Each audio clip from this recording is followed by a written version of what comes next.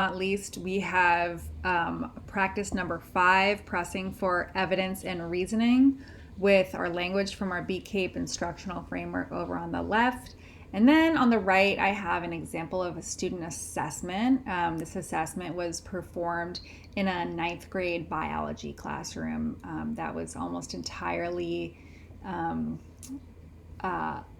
emerging and experienced bilingual students. Okay, so we're going to get into this in a little bit, but for right now, let's get into the text. So, pressing for evidence and reasoning, what is it? In this practice, the teacher provides opportunities for students to make reasoning and use of evidence visible.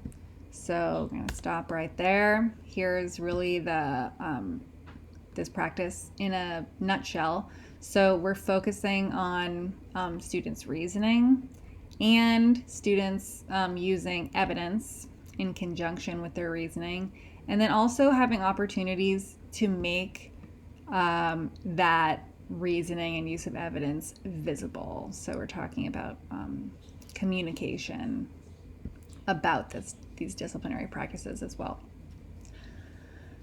We focus on evidence and reasoning since they are key discourses across content areas, although what counts as evidence and the reasoning norms and structures differ across disciplines. So, of course, we want to make sure that we're being discipline specific, discipline appropriate when we're observing for these practices, but also because they are language intensive practices. So, here highlighting the fact that these practices can have incredible language demands, so we want to see teachers really taking advantage of norms, different kinds of supports to help their students, and particularly emergent bilingual and experienced bilingual learners, being able to access these disciplinary practices. In this practice, we move away from isolated opportunities to give a reason or cite evidence, and instead provide a sustained and or widespread opportunity for students to make a full analysis, explanation, or argumentation, for example, with evidence and or disciplinary principles. So we're looking for cohesion and unity in students having an opportunity to create a complex, unified explanation or argumentation using the discipline-specific practices and norms. Emergent and experienced bilinguals benefit when the reasoning is visible through multiple modes, modalities, or models/representations. So we want to see the teacher not just using supportive norms, but also making sure that students have a really wide range of avenues to make that reasoning and use of evidence visible. The teacher also provides supports to better allow emergent and experienced bilinguals to reason and use evidence. Similar to other practices, a combination of norms, structures, modeling, feedback, or resources can support students' development and use of these discipline-specific language demands. In conjunction, through translanguaging, the teacher can leverage and possibly expand diversity in students' communicative repertoires so that they can reason and use evidence. Okay, so we're also looking to see teachers using translanguaging moves to expand the multiple literacies, the diverse literacies of all of their students, especially their emergent bilingual learners, and the opportunities that those students have to expand literacy in different languages. But we're not limited to just wanting to see teachers develop biliteracy in like 2 different languages like English and Spanish, or Spanish and Mandarin, whatever the target languages of the classroom are.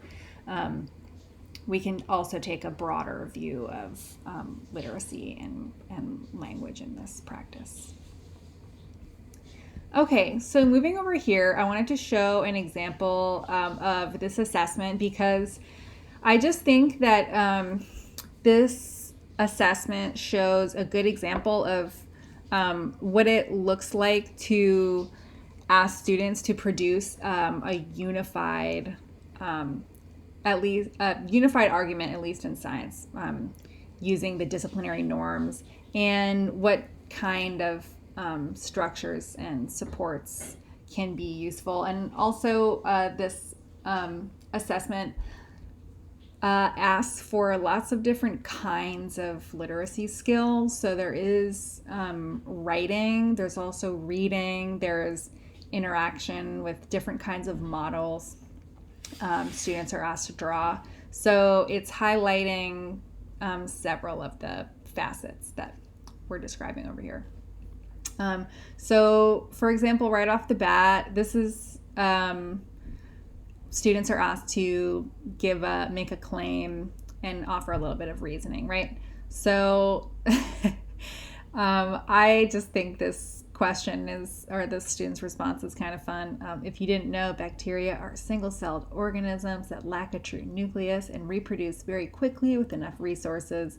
They can live almost anywhere on Earth. Do you think someone could be harmed from bacteria while staying in a local hospital?